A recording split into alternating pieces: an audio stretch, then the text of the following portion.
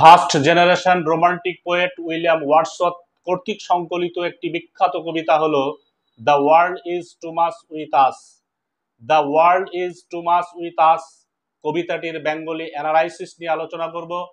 তো এই কবিতাটির বেঙ্গলি অ্যানালাইসিস নিয়ে আলোচনা করার পূর্বে দুটি বিষয় নিয়ে আলোকপাত করা খুবই প্রয়োজন।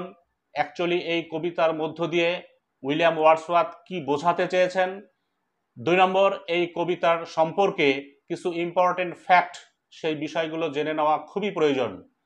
1 নম্বর, উইলিয়াম ওয়ার্ডসওয়ার্থ এই কবিতার মধ্য দিয়ে তৎকালীন ইংল্যান্ডে সংঘটিত শিল্প বিপ্লবের অব্যাহতি পরে মানব সভ্যতার যে চরমতম উন্নয়ন ঘটেছিল, সেই উন্নয়নের ফলে মানুষ ক্রমেই ধীরে ধীরে প্রকৃতি বিমুখ হয়ে পড়ে এবং তাদের সমস্ত শক্তি দিয়ে তারা পার্থিব জীবনের উন্নতিতে ঝাঁপিয়ে পড়ে।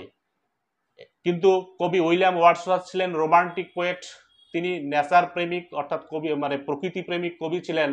তিনি এটাকে পছন্দ করেননি, তাই তিনি the world of industrial revolution in England এইটা নিয়ে তিনি গভীর সমালোচনা করেছেন এবং এই শিল্প বিপ্লবের অব্যাহতি পরে যে মানব সভ্যতার চরম উন্নয়ন ঘটেছিল, গ্রোয়িং সিভিলাইজেশন, এই বিষয়টা নিয়ে তিনি এই দুটি বিষয়কে নিয়ে তিনি সমালোচনা করেছেন। তারপর এই কবিতার ইম্পর্টেন্ট ফ্যাক্টগুলি হলো, 1 নম্বর, এই কবিতাটি উইলিয়াম ওয়ার্ডসওয়ার্থ লিখেছিলেন 1802 খ্রিস্টাব্দে এবং এই কবিতাটি পাবলিশড হয়েছিল 1807 খ্রিস্টাব্দে পোয়েমস ইন 2 ভলিউম নামক গ্রন্থে। এবং এই কবিতাটি হচ্ছে একটি পেট্রার্চান সনেট। আমরা জানি ইংরেজি সাহিত্যে 3 ধরনের সনেট আমরা দেখতে পাই, তাহলে স্পেন্সিরিয়ান সনেট, শেক্সপিয়ারিয়ান সনেটস এবং পেট্রার্চান সনেট, এই 3 ধরনের সনেট আমরা দেখতে পাই। পেট্রার্চান সনেটের অপর নাম হলো ইটালিয়ান সনেট। এই ইটালিয়ান সনেটকে দুটি ভাগে ভাগ করা হয়, একটা হচ্ছে অক্টেভ, একটা হচ্ছে সেস্টেড। এই কবিতার প্রথম 8 লাইনকে বলা হয় অক্টেভ এবং শেষের 6 লাইনকে বলা হয় সেস্টেড। আর এই কবিতাটির রাইম স্কিম হলো এবিবিএ এবিবিএ সিডিসি ডিসিডি। এই হচ্ছে কবিতার ইম্পর্টেন্ট ফ্যাক্ট। এবার আমি কবিতার সরাসরি বেঙ্গলি অ্যানালাইসিস শুরু করছি। কবিতা the world is too much with us, কবি হলেন William Wordsworth. The world is too much with us, the world refers to the materialistic world. এখানে ওয়ার্ল্ড বলতে এখানে পার্থিব জগৎকে বোঝানো হয়েছে। মেটেরিয়ালিস্টিক ওয়ার্ল্ড মানে হচ্ছে পার্থিব জগৎ অর্থাৎ বস্তু জগৎ। মেটেরিয়ালিস্টিক ওয়ার্ল্ড হচ্ছে মানি, পজিশন, পাওয়ার। মানে ইংল্যান্ডে 8শ শতাব্দীতে শিল্প বিপ্লব সংঘটিত হওয়ার ফলে মানুষের মানব সভ্যতার যথেষ্ট উন্নতি হয়েছিল। সেই সময় মানুষ প্রাকৃতিক সৌন্দর্যের কথা ভুলে গিয়ে এবং প্রাকৃতিক সম্পর্ককে সম্পূর্ণভাবে বিচ্ছেদ করে তাদের দৈনন্দিন জীবনের শ্রীবৃদ্ধি ঘটানোর জন্য, উন্নতির জন্য মানুষ তাদের হৃদয়ের এবং তাদের শরীরের এবং সমস্ত উইলিং পাওয়ারটা, সমস্ত ইচ্ছা শক্তিটা পার্থিব উন্নয়নের পেছনে সময় লাগিয়েছিল, পার্থিব উন্নয়নের পেছনে ব্যয় করেছিল এবং তাদের এই পার্থিব জগৎকে অত্যাধিক গুরুত্ব আরোপ করার কারণে সে প্রকৃতি জগৎকে সম্পূর্ণ ভুলে গিয়েছিল। তারা হয়ে উঠেছিল প্রকৃতি বিমুখ এবং এই জন্যই বলা হয়েছে the world is too much with us. এখানে world is too much with us, এখানে ওয়ার্ল্ড বলতে আফটার ইন্ডাস্ট্রিয়াল রেভলিউশন, মানে আফটার ইন্ডাস্ট্রিয়াল রেভলিউশনের পর মানুষের মানব সভ্যতার উন্নতি হয়েছিল এবং মানুষ অত্যাধিক হারে এই পার্থিব জগৎকে গুরুত্ব আরোপ করেছিল। এখানে পার্থিব জগৎকে গুরুত্ব আরোপ করেছিল, এই জগৎটাকেই বলা হয়েছে দ্য মেটেরিয়ালিস্টিক ওয়ার্ল্ড।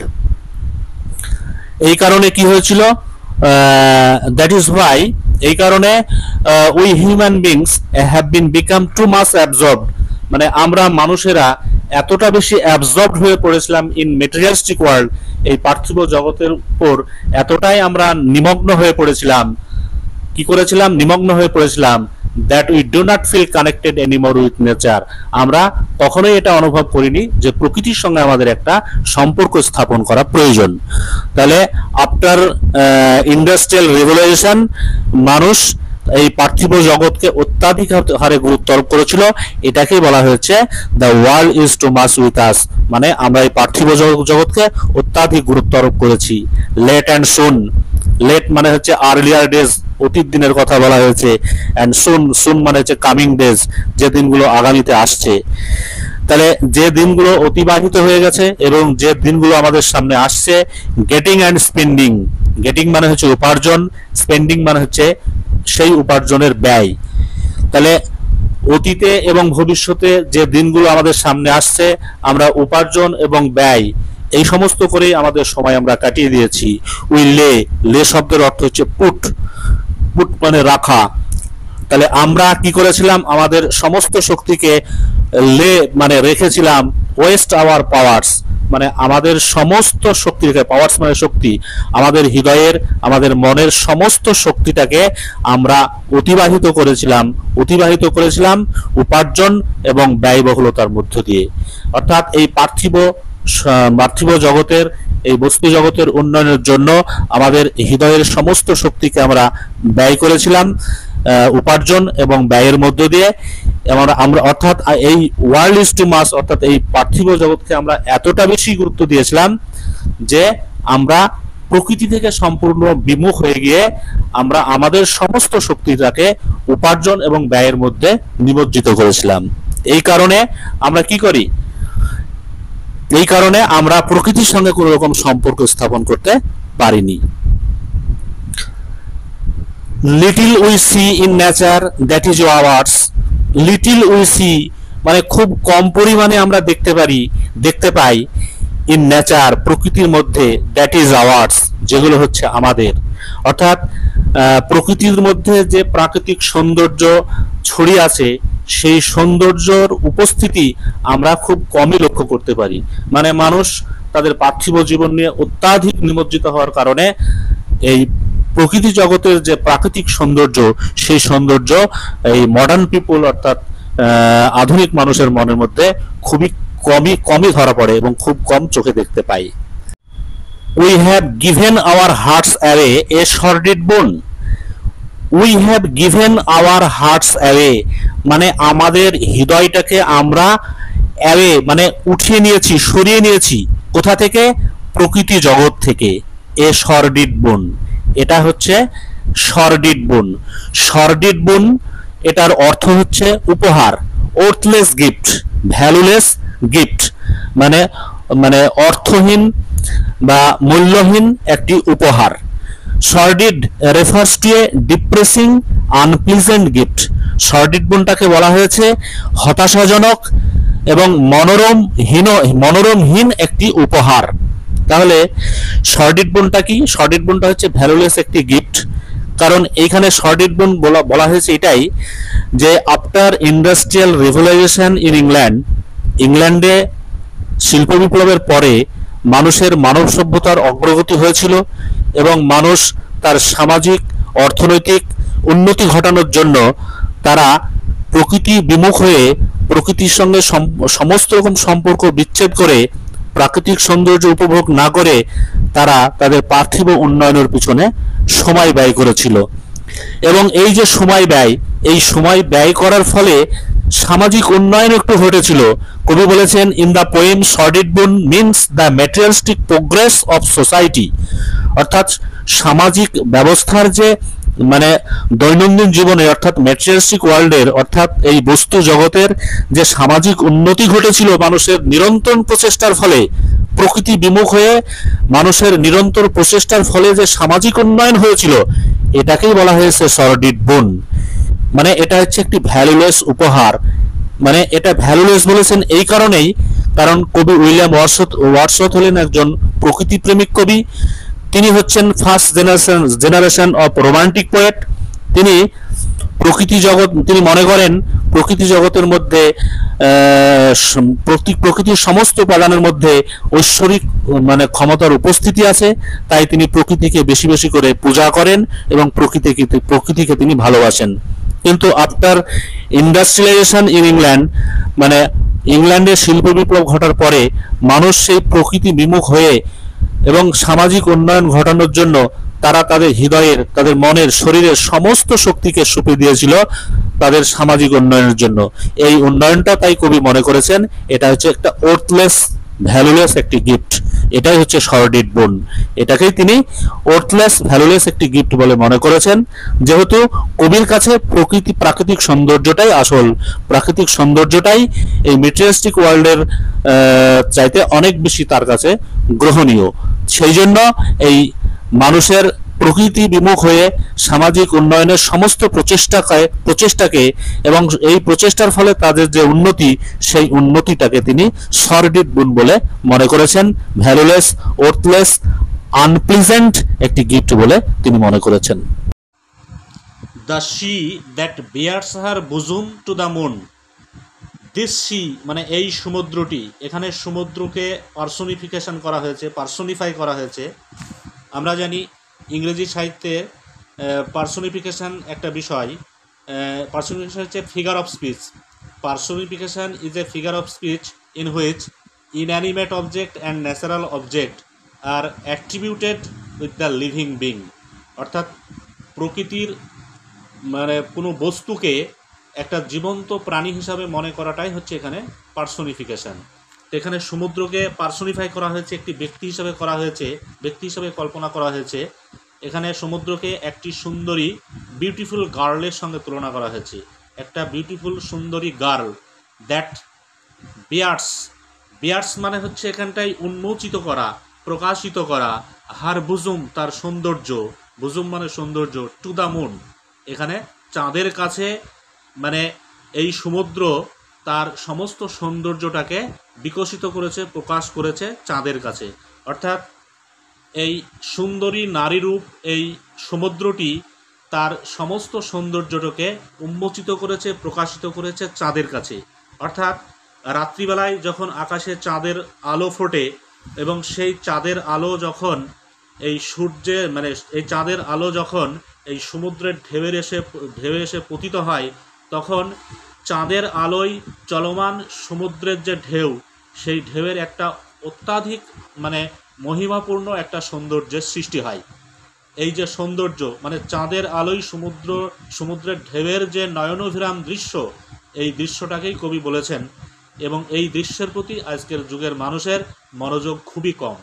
মানে মানুষ এই দৈনন্দিন জীবন নিয়ে অতিমাত্রায় ব্যস্ত হওয়ার কারণে এই যে সামুদ্রিক চাঁদের আলোয় সামুদ্রিক ঢেউয়ের যে নয়নভিরাম অপরূপ মহিমা বা সৌন্দর্য, এই সৌন্দর্য কিন্তু মানুষ আজ ভুলে গিয়েছে। The winds that will be howling at all hours. Winds মানে বাতাস, বাতাস সারাদিন ধরে, উইল বি হোলিং, হোলিং মানে হচ্ছে সশব্দে প্রবাহিত হওয়া, অ্যাট অল আওয়ার্স মানে সারাদিন ধরে, সমস্ত ঘন্টা ধরে। অর্থাৎ সারাদিন বাতাস প্রচণ্ড বেগে, প্রচণ্ড সশব্দে প্রবাহিত হয়। অ্যান্ড আর আফ গ্যাদার্ড, এবং তারা শান্ত হয়ে যায়। আফ গ্যাদার্ড, গ্যাদার্ড শব্দের অর্থ হচ্ছে ট্র্যাঙ্কল বা কাম বা শান্ত ভাব। এই সারাদিন সশব্দে বাতাস প্রবাহিত হওয়ার পরে রাত্রিবেলাতে এই বাতাসটা কি করে, বাতাসটা খানিকটা স্থির হয়ে যায়, দাঁড়িয়ে যায়, আপগ্যাদার্ড হয়, শান্ত হয়, ট্র্যাঙ্কুল হয়ে যায়। তারপরে কি হয়, আপগ্যাদার্ড নাও লাইক এ স্লিপিং ফ্লাওয়ার্স, মানে দিনের বেলায় সশব্দে বাতাস প্রবাহিত, ওয়াইন প্রবাহিত হওয়ার পরে রাত্রিবেলাতে ঘুমন্ত ফুলের মতো সে শান্ত হয়ে যায়। এখানে একটি সিমিলি ব্যবহার করা হয়েছে। সিমিলি হচ্ছে একটি figure of speech in which two different things are compared, মানে দুটো ডিফারেন্ট অবজেক্ট এবং দুটি ডিফারেন্ট থিংসকে একে অপরের সঙ্গে তুলনা করা হয়। এখানে ওয়াইন্ডের সঙ্গে স্লিপিং ফ্লাওয়ারের তুলনা করা হয়েছে। এদের মধ্যে একটা সিমিলারিটি আছে, মানে স্লিপিং ফ্লাওয়ার্স বলতে কিছু ফুল আমরা দেখতে পাই যে ফুলগুলো রাত্রিবেলাতে তার পাপড়িগুলো গুটিয়ে থাকে, মুদে থাকে, এবং দিনের বেলায় সূর্যের আলো প্রস্ফুটিত হওয়ার সঙ্গে সঙ্গে কি হয়, সেই ফুলগুলো তাদের পেটালগুলো, তাদের পাপড়িগুলোকে মেলে ধরে। ঠিক এইভাবে ওয়াইন্ড যেমন সারাটা দিন প্রচণ্ড বেগে প্রবাহিত হয়, প্রচণ্ড সশব্দে প্রবাহিত হয়, তারপরে রাত্রিবেলায় তার বেগ স্থিমিত হয়ে যায় এবং সে আস্তে আস্তে কি হয়, আস্তে আস্তে স্থির হয়ে পড়ে, শান্ত হয়ে পড়ে। ঠিক ঠিক ফুলগুলি যেমন রাত্রিবেলাতে কি করে স্থির হয়ে থাকে, তার পেটালসগুলো, তার পাপড়িগুলোকে গুটিয়ে নেয়, আবার সূর্যের আলো ফোটার সঙ্গে সঙ্গে আবার সেই সূর্য পেটালসগুলোকে মেলে ধরে, উন্মোচিত করে। এই যে সিমিলারিটি, এই যে ওয়াইন এবং স্লিপিং ফ্লাওয়ারের মধ্যে যে সিমিলারিটি, এই সিমিলারিটির জন্যই, এই সাদৃশ্য থাকার জন্যই কবি উইলিয়াম ওয়ার্ডসওয়ার্থ এই বাতাসের সঙ্গে, অর্থাৎ সশব্দে প্রবাহিত বাতাসের সঙ্গে এই স্লিপিং ফ্লাওয়ারের তুলনা করেছেন। ফর দিস বলতে এখানে the beautiful aspect of nature, অর্থাৎ প্রাকৃতিক সৌন্দর্যের যে বিভিন্ন বিষয় সেইগুলোকে বলেছেন। ফর এভরিথিং, এভরিথিং মানে এভরিথিং বলতে এখানে বোঝানো হয়েছে every natural object, every beautiful natural object we are out of tune, মানে আমরা সম্পূর্ণভাবে বিচ্ছিন্ন হয়ে পড়েছি। We are out of tune মানে হচ্ছে আমরা সম্পূর্ণভাবে বিচ্ছিন্ন হয়ে পড়েছি। We can not enjoy the nature anymore, মানে আমরা প্রকৃতিকে আর আমরা কিন্তু উপভোগ করতে চাই না। অর্থাৎ সমস্ত প্রাকৃতিক সৌন্দর্যের উপাদান থেকে আমরা সম্পূর্ণভাবে বিমুখ হয়েছি, সম্পূর্ণভাবে ডিট্যাচড হয়েছি, সম্পূর্ণভাবে আমরা বিচ্ছিন্ন হয়ে গেছি। এটাই কবি এখানে বোঝাতে চেয়েছেন। পার্থিব জীবনের উন্নয়নের জন্য মানুষ এতটাই মানে প্রতিযোগিতা শুরু করেছে যে মানুষ এই সমস্ত যে প্রাকৃতিক সৌন্দর্য, যে সমুদ্রের ঢেউয়ের ওপর চাঁদের আলোর যে সৌন্দর্য, এবং সারাদিন সশব্দে প্রবাহিত বাতাসের যে সৌন্দর্য, এবং সেই বাতাস আস্তে আস্তে রাত্রিতে স্থিমিত হয়ে যায়, শান্ত হয়ে যায়, এবং তার যে সৌন্দর্য, এবং স্লিপিং ফ্লাওয়ার্স যে ফুলগুলো রাত্রিবেলাতে মুদে যায়, তার পেটালসগুলোকে গুটিয়ে নেয়, আবার সূর্যের আলো ফোটার সঙ্গে সঙ্গে তার পেটালসগুলোকে মানে কি করে উন্মোচিত করে।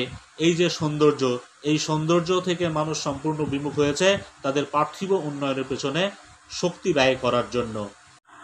এই হলো অক্টেভের বিষয়বস্তু। আমরা জানি প্যাট্রিয়ার্চ অ্যান্ড সনেটকে দুটো ভাগে ভাগ করা হয়, একটা হচ্ছে অক্টেভ আর একটা হচ্ছে সেস্টেড।